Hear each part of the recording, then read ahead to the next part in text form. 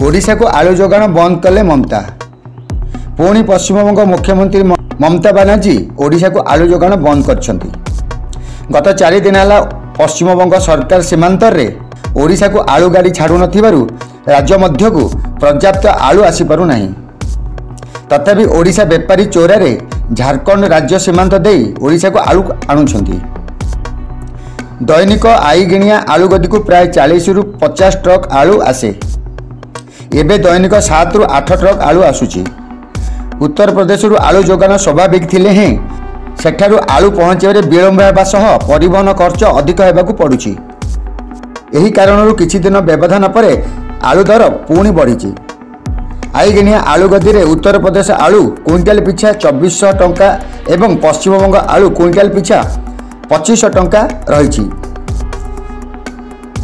पाइकारी मूल्य 24 रु 25 टंका थिला बेले खुचुरा रे आलू किलो 40 टंका रे बिक्री रहस्य को नहीं प्रश्नवाची सृष्टि होईछि।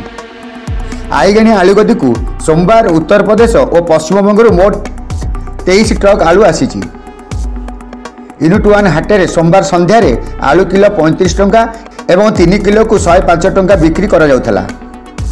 किंतु सेठारु गलीकंदी बेपारी गोटे किंबा 2टी पैकेट आलू नहीं किलो पिछा 40 टंका रे बिक्री करुछंती। डमणा कोचिलाखाई गांधी मार्केट आदि हाटरे दर भिन्न रही। कुबेरपुरी व्यवसायी संघर साधारण संपादक शक्तिशंकर मिश्र कहते खोर्धा जिला जोगाण अधिकारी बीएमसी जोगाण अधिकारी दर नियंत्रण करिबारे संपूर्ण विफल होइछंती। बेपारी मन इच्छा चढ़ा दर रे आलू बिक्री करुछंती। जदि पाइकारी दर 24 रु 25 टंका रहुछि तेबे बेपारी किलो पिछा 5 टंका लाभ रे बिक्री करबा कथा हेले काहेकि 40 टंका रे बिक्री करुछंती। जोगाण विभाग अधिकारी यूनिट 1 हाटरे चढ़ऊ करुवा बेले राजधानी डमणा गांधी मार्केट कोचिलाखाई हाट आदि अन्य हाटरे दरदाम नियंत्रण करा जाउ नाही काहेकि। यूनिट 1 हाटर आलू पियाज बेपारी दुखीश्याम कहते पश्चिमबंग सरकार ओडिशा को गत 4 दिन है आलू जोगाण बंद करछंती। नुआ आलू बाहरिबा पर्यंत दर उच्चा रहिबो। सूचनायोग्य चलित वर्ष राज्य सरकार आलू मिशन अवधि वृद्धि करथिबा बेले अक्टोबर रु चाषी को प्रामाणिक आलू बिहन जोगाण करिसेंती।